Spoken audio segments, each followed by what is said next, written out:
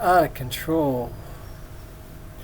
Eugene and I are driving my well-worn white Dodge Durango SLT through Berkeley, casually looking for a new place to rent. By mid-afternoon, we are at the very top of the Berkeley Hills. We've seen enough for the day. We set out for home. To go back down to the freeway is a few downhill miles of winding residential road through at least two school zones.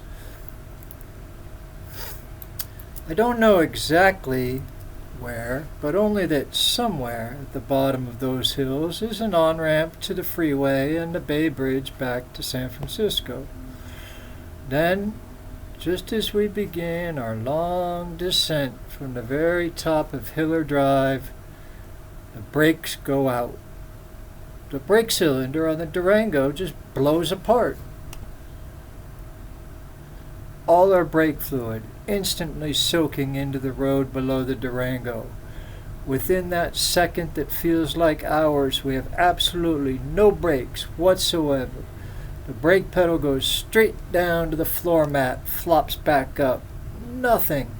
No parking brake, no handbrake, nothing.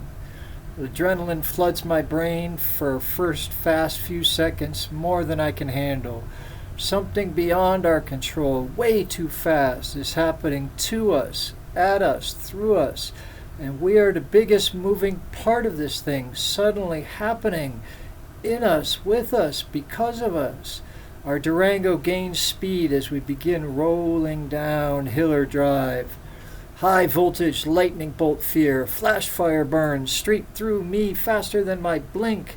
Strapped into the captain's seat of a 6,000-pound rolling missile, we are gaining speed downhill into residential traffic with no brakes, unable to move anything but my hands. It is near total loss of control. Faster than thought, suddenly disconnected from whatever I once thought I knew what to do. Nothing, no one thing can help us. My brain fires too fast in way too many directions. My senses can't react. Paralyzed. I cannot catch up to the fear. Cars, people, things fast, flashing faster straight at us from everywhere, passing within inches of the Durango. Locked into fast-charging chaos of cars, speed down, slow up, move in every direction. Cars stopping ahead of us, 3 deep at stop signs, 4 deep at stoplights. Cars suddenly parked everywhere. Bicycles swerve across the road. People crossing in the street, talking into cell phones, completely unaware of everything around them. People on sidewalks, also with heads buried in cell phones. People everywhere, wandering about, soft as lambs lost in daisy dreams, completely unaware of an out-of-control steel missile flying right towards them. Big local buses approaching fast, bus stops full of unprepared people. Small trees, bigger trees, mailboxes, garbage containers, cement curbs. It's impossibly fucking wild, terrifying. Haphazard seconds happen too fast. Don't crash into that car. Don't hit that woman. Look out. Oh shit, we're gonna crash. Watch out, coming that way. No, not that way. Oh shit. Loss of control. Helpless, terrified, can't stop. Just eyes, hands, the voice in my head. Eugene is only a foot away. Strapped into the navigator's seat, also with eyes and hands, yet her incredibly gifted artist hands are useless, and her eyes, so beautiful, also useless to control our big, white, and suddenly very dangerous vehicle. Just a helpless passenger in one half of the rapidly approaching collision. Torn apart sheets of ripped steel shear off her arm, slice open her neck. Razor-sharp glass shrapnel slices through the soft skin, still hanging over her crushed body and head. Blood pours out everywhere. Gasoline engines explode, blow us both into molten flesh bone. These are a few of the things just about to happen to us. But in these first few seconds, I don't even register Eugene's presence next to me. Yet, somehow, in these same first few seconds, Instinctively, I keep my hands on the wheel, eyes auto-scanning all the different obstacles we pass through. Instinct takes over. Constant, fluid judgments of fast-shifting motions have to be perfect. A flash of fast-moving objects, speeds, sizes, approach angles closing, eyeball measurements of shifting spaces, opening spaces, impossible to predict variables, all have to be predicted instantly, without error. Everything is in play between our free-moving, brakeless Dodge Durango and anything else flying by. Cars suddenly stop, abruptly accelerate, shift lanes, turn left, turn right, no left. Parked cars, people walking, bicycles, trees, curbs, the intersection. Stoplights change color, fast approaching stop signs, all processed in split-second perfection. I keep maneuvering the Durango without crashing into anything as we accelerate out of control downhill. The only way for us to stop or even slow down is to crash into something big enough to stop over 6,000 pounds of steel, glass, explosive gasoline, and 2 human beings all rolling downhill at 40 miles, 45 miles, 47 miles an hour without brakes. I anxiously slam my foot on the brake pedal again and again. Nothing. Some insane part of myself forces my right foot to the floor mat of the Durango as hard as I can, as if it will do anything. It's instinct. I can't help it. My foot pushes against the floor mat as hard as it will, and my hands grip the steering wheel as tight as they possibly can. I look over at Eugene. "We got no brakes!" I yell at her with the helpless look on my face and sound in my voice. She just sits there and looks at me. She doesn't say a word. I weave the Durango down Hiller Drive like I'm on my snowboard. I avoid all parked cars along both sides of the road, all the slower traffic also moving downhill in front of us. Then I avoid cars coming toward us in the opposite lane that I swerve into so as to avoid the slower traffic in front of us. There are last-second cars suddenly come spilling out of long driveways, unforeseen circle courts, and at least 2 school zones, turning the Hiller Drive obstacle course into an endless, deadly gauntlet. I turn off the motor. I have some misguided hope it will stop the vehicle, but all it does is lock up the steering wheel while we are still accelerating downhill. I turn the engine back on and gratefully regain control of the steering wheel, swerving, an intersection fast coming up, 3-4 cars stopped in front of us, waiting their turn at the stop sign. We're gaining speed right towards the stopped cars. There are also a few cars at the stop sign that cuts through the intersection right to left, across Hiller Drive. The horn is useless. No one knows what it means. Everything's happening too fast, too loud. I don't rely on any other drivers to get out of our way. I somehow drive in to the oncoming traffic through the stop sign at high speed, avoid the cross traffic in the intersection, swerve back into the right lane just after the intersection so as not to crash into that oncoming traffic, and then finally jump the Durango up onto the sidewalk to avoid even more slow-moving vehicles in front of us. This is when I truly realize how many trees, people's dogs, baby strollers, immovable concrete and steel structures like bus stops, telephone poles are on a residential sidewalk in the Berkeley Hills. All I can do is keep going downhill on Hiller. I don't know where any uphill streets are that might slow us down. I'm not able to really think anyway. It's pure reaction, dodging everything in our way. I'm terrified. I managed to keep the fear controlled somehow enough to focus on avoiding other cars and every other thing in our way. I navigate the Durango through this very real gauntlet of collisions, serious injuries, deaths. Suspended in fear of the inevitable violent impact collision, I turn the steering wheel back and forth, 2 hands carving through traffic, squeezing the Durango between things coming at us from every direction. We blow through 3 intersections and 2 school zones as we keep gaining speed, going downhill on the winding Hiller Drive. We pass by at least 27 or 16 or 38 cars, maybe more or less. Cars are parked along both sides of the road. Others are always still appearing in front of us, behind us, beside us, moving much slower than the Durango, faster. Cars stop in front of us at stop signs. Other vehicles come right at us as we swerve into the wrong lane to avoid the cars in front of us. Still others cross through intersections on our right and left, completely unaware of the braking, accelerating. Big old Dodge Durango flying downhill, brakeless, right towards their same intersection, unable to slow down or stop. Folks casually pull out of their long driveways, apartment complex parking lots, school pickup zones, into the normally quiet Hiller Drive. These people have not heard the news of a runaway Durango coming their way, so they turn around to talk to little Bethany or Jordan about their day in the 4th grade. It is absolutely wild. Cars slam on their brakes, horns blast all around us as we roar by. Inside the Durango, Eugene and I are pretty quiet. The tension is loud enough. There's really nothing to say. We keep on the same road, winding its way downhill as we go faster and faster. I'm scared. This can't last much longer. We have to crash stop somehow, somewhere, soon. There's no other way for us to stop. Eugene must feel this, and she must be scared too, but she doesn't show it. Then, suddenly, the road clears up a bit. There are no more vehicles moving in front of us or coming uphill in the opposite lane. There's only a hard 90-degree dogleg left-hand turn approaching.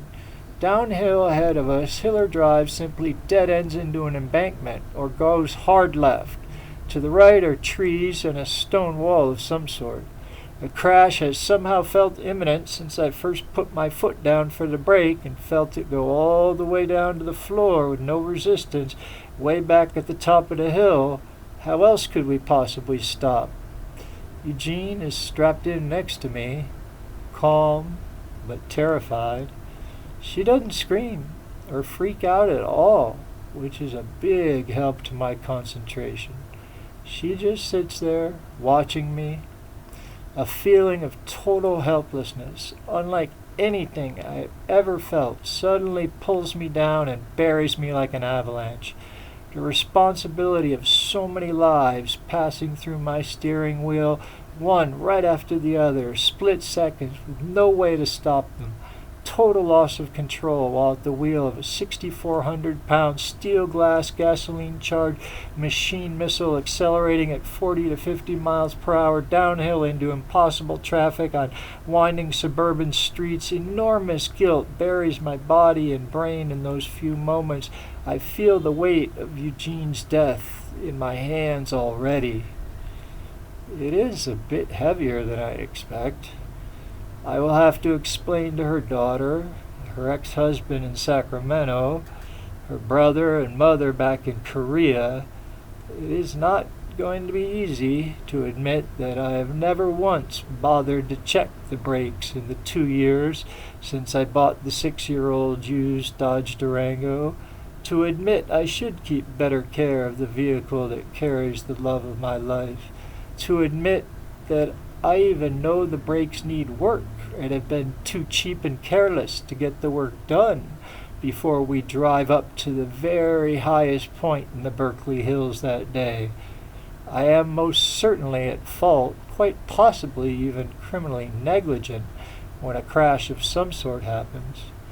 As the imposing dogleg left-hand turn approaches, I look over at Eugene. She remains calm and beautiful in these last moments before something has to happen, one way or some other way.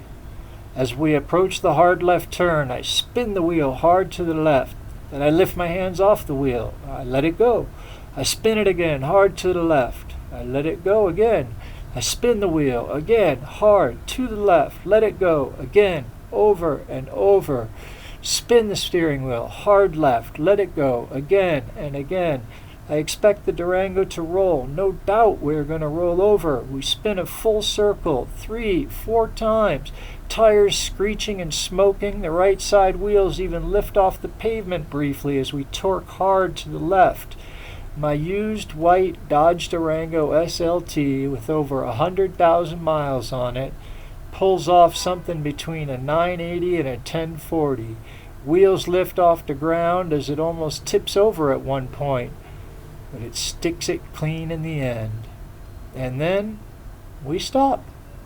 The engine cuts off. It is over. Just like that. We have not even scratched the Durango. Not a single mark on the white paint. We have gone through so many dozens of possible, probable, improbable, impossible, near miss, nearly disaster, near everything non-collisions during our descent down Hiller Drive that it seems way beyond impossible or in any way possible that we somehow come to a stop safely in the middle of the road without having touched a thing but wind. We should be T-boned into a parked Honda or an oncoming pickup truck halfway up the hill, or wrapped around a tree after jumping the curb and causing 2 other serious accidents with cars forced to veer violently out of our way and nowhere to go, or crushed like an accordion into a steel structure or cement block of some sort. Either that or buried in the wreckage of fiery steel and glass-smashed bodies, bloody death collisions with other fast-moving cars somewhere along the way. But somehow, we just stop, without accident or incident. Eugene does not speak. Nor do I. Nothing.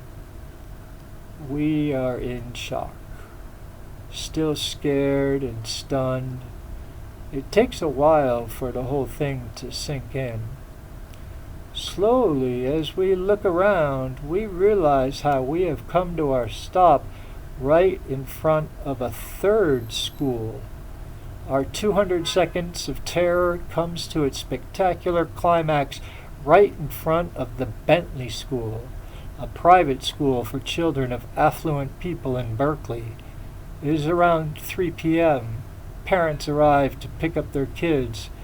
At first, a few teachers and other staff come out of the main entrance onto a small grassy lawn in front of the school, just 30 to 40 feet away from our untamed runaway motorized brakeless beast.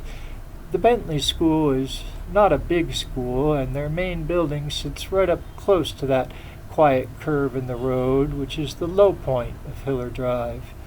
There is a kind, elderly parking officer employed by the Bentley School to manage the flow of vehicles during the AM drop-off and PM pickup of students in front of the school. Every afternoon at 3 o'clock, this man safely guides the same sudden congestion of slow-rushing vehicles through this small stretch at the bottom of 2 steep hills on the long horseshoe-shaped road as parents arrive to pick up their kids after school. Then a mass of children come running out of the school, across that short lawn and sidewalk, and right for Mom or Dad's shiny new Porsche Cayenne or BMW 700 series. The Durango sits right there like an ugly tree stump in a driveway. Most all of the parents usually stop at or slowly pass through the exact spot in the road where our big white stump now sits. A minute or 2 later, and the brakeless Durango would be slamming into one or more of those luxury vehicles that each cost more than a 2-bedroom home in Arkansas.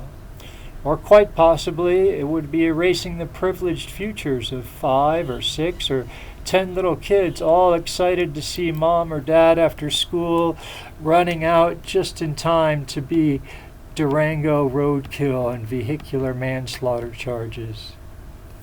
The parking officer, who has witnessed the whole scene, comes over to our big white Dodge Durango tree stump right in the middle of this beehive busy time on that school front stretch of street.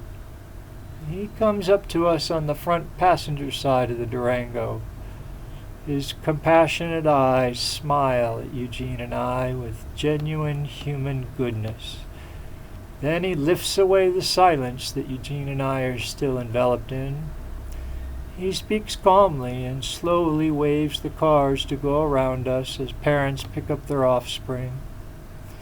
Apparently, the embankment wall has been built up in years prior to protect the school from runaway vehicles coming out of control down that steep hill, as our old white Durango has just done.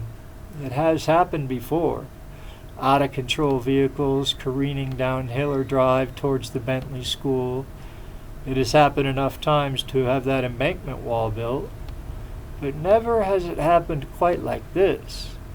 Never without accident, never without collision, never without steel smashed into steel, twisting, razor-sharp shards of shattered glass, tree-shaped quarter panels, tires and rims fired out from cement curbs, people seriously hurt, people dying.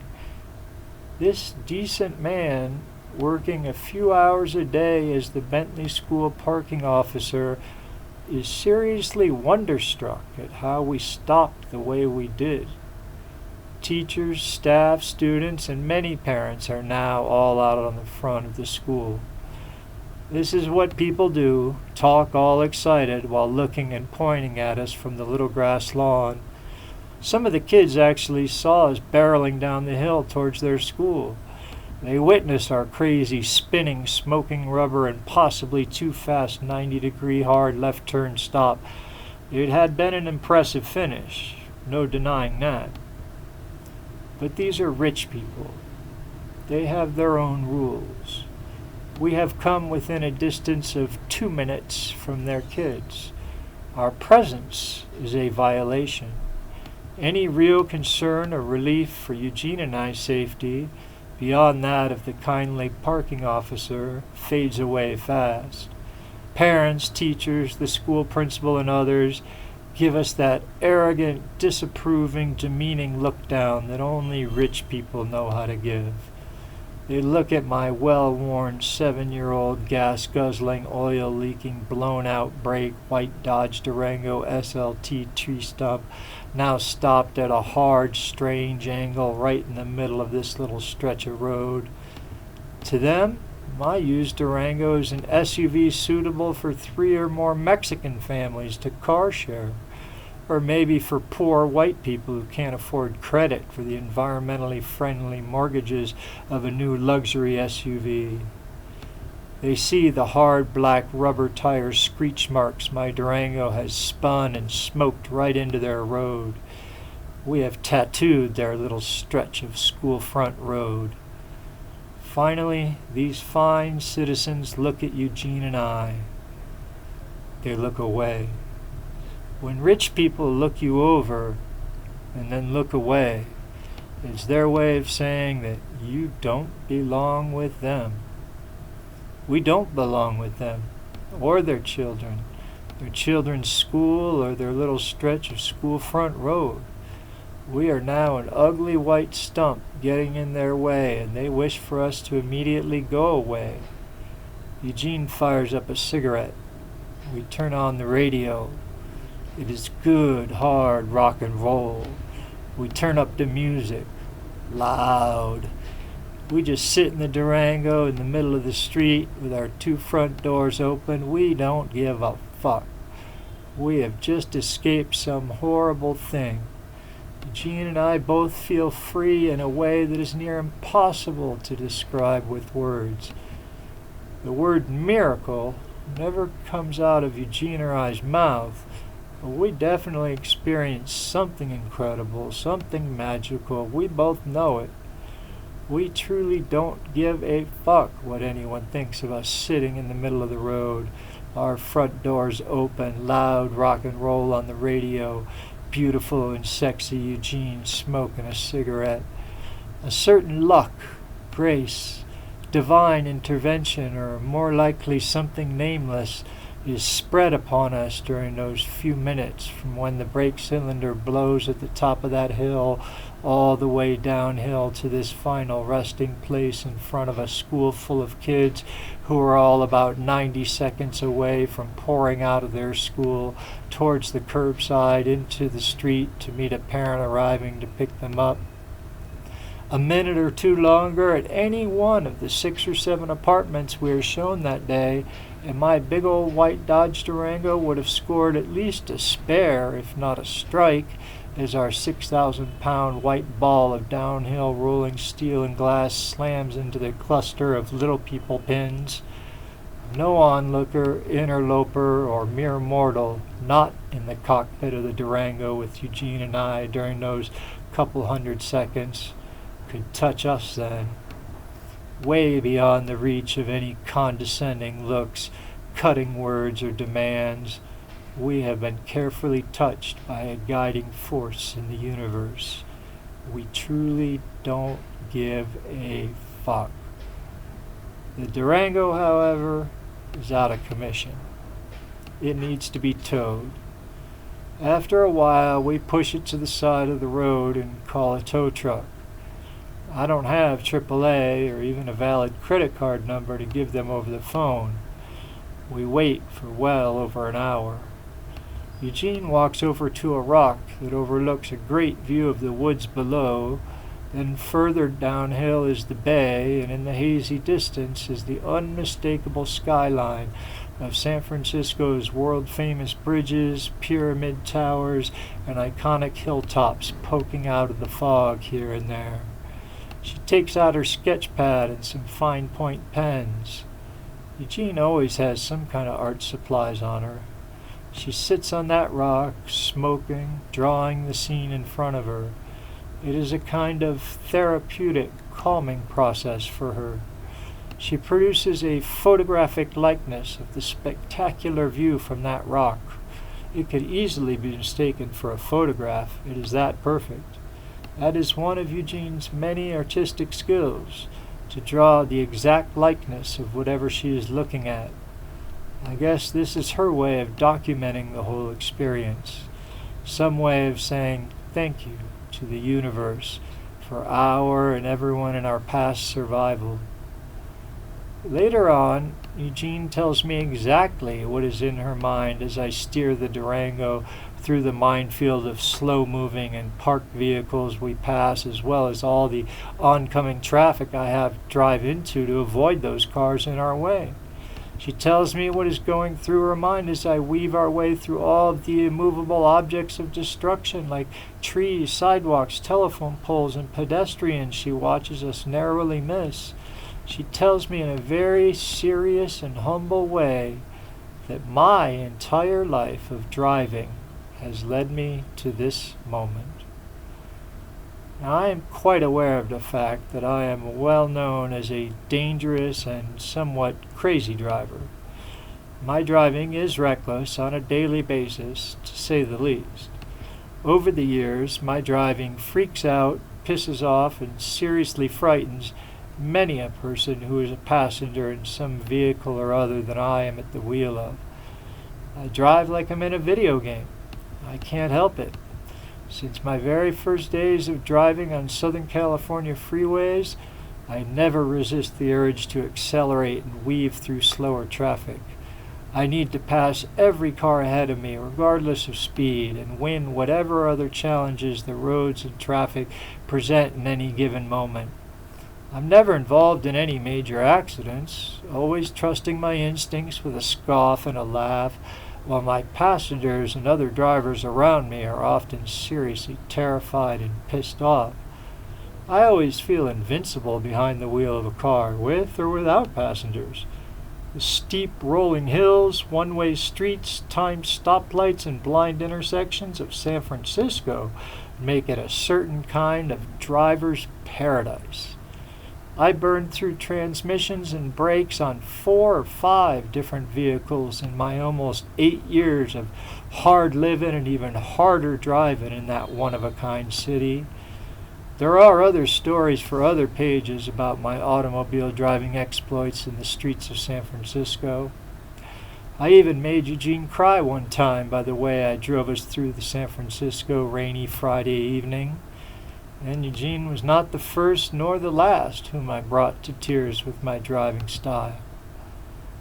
But about that particular day in the Berkeley Hills, Eugene says that out of every single person she has ever been in a vehicle with, I am the only one who could do what I did and get us through without a scratch. She says that it is as if I am snowboarding through oncoming traffic and snowboarded the Durango down and around all of the other obstacles in our way, which is actually kind of how it felt as it was happening. No one else can do that, she tells me.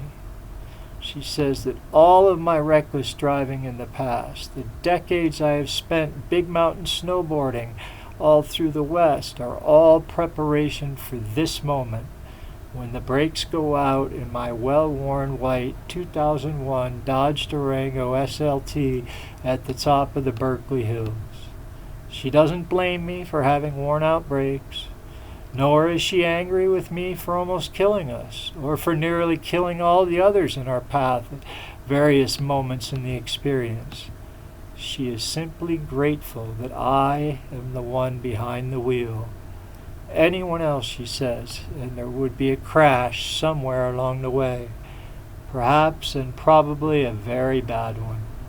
She is just happy to be with the one man who, in her eyes, could manage the Durango through 3 or 4 miles of potential disaster, destruction, death. This makes me feel good. Really good. Even better than that. As we wait for the tow truck, people are driving down the hill. People who have seen us flying through intersections into oncoming traffic, swerving through vehicles everywhere. They admit that they have come down to see the wreckage of our crash. There's no way that we could escape without some violent collision into another car, tree, structure, person, whatever else. But bad, definitely bad, they tell us. One guy says that he passes me in an intersection a few miles back, looks into my eyes as I fly by, and knows that I'm not drunk or reckless, that something is wrong with my vehicle and that I can't stop. He actually tells me how he sees all of that in my eyes in the quick flash moment of our passing vehicles. But he too has driven down to see carnage. Everyone is seriously surprised that we just spin out and stop. A few are visibly disappointed. I'm still sort of stunned and half listen to these people as I watch Eugene sit on her rock, smoking and drawing. Eventually the tow truck arrives, takes us to the BART station, and we eventually make it onto the ferry heading back to Sausalito just in time. I never wish anyone to feel or experience what Eugene or I feel or experience in those few minutes that seem like hours. Nothing in my life comes close to the terrifying fear I felt for those few hundred seconds.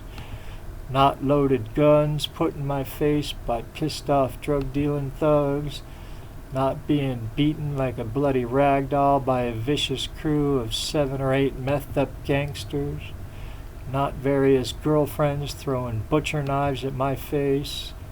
Nothing. A year or so later, on a dark rainy night, I rolled the Durango down an embankment off I-80 in Vallejo. I am drunk and higher than space, drinking a bottle of vodka as I drive. I'm also smoking crack while I drink and drive, as I've been smoking crack for nearly 2 continuous day nights. Eugene and I are on the rocks by this time. I'm in a bit of a downward spiral. But even this accident, which leaves the Durango upside down, motor running, wheels spinning, is nothing compared to that afternoon in Berkeley when the brakes blow out. This severely inebriated, cracked out late night roll off the freeway is, however, the last time I ever see the Durango. I know I can't be anywhere in sight when highway patrol arrives, so I quickly creep off into the dark before anyone stops or even takes notice of what has happened. I'm bloodied but not broken. I sleep in the bushes across from Marine World, just off Interstate 80, less than 100 yards from where I leave the engine-on, wheel-spinning, turtleback Durango. No one ever comes knocking at my door about leaving the Durango upside down, engine running at the bottom of an embankment off I-80 like that. My identification is clearly tied to the vehicle. I still have a few payments to make. But the The finance company never contacts me. Neither do any law enforcement agencies. No charges of fleeing the scene of an accident ever come.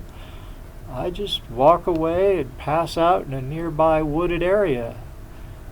In the morning, I'm still wet. My jeans are torn in half from trying to climb a chain-link fence. I am covered in dirt and blood.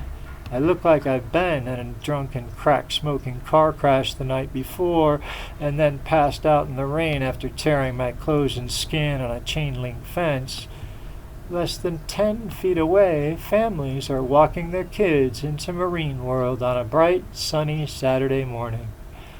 I crawl out of the bushes looking like Freddy Krueger, wrap my jacket around my legs, and make it back home through a tiring combination of walking, long bus rides, and even longer ugly looks from people I pass along the way. I never see the Durango again. A few months later, I watch Eugene board a flight for a 3-week trip to Baltimore. I've never seen her again either. T.W. City of Los Angeles, 2013.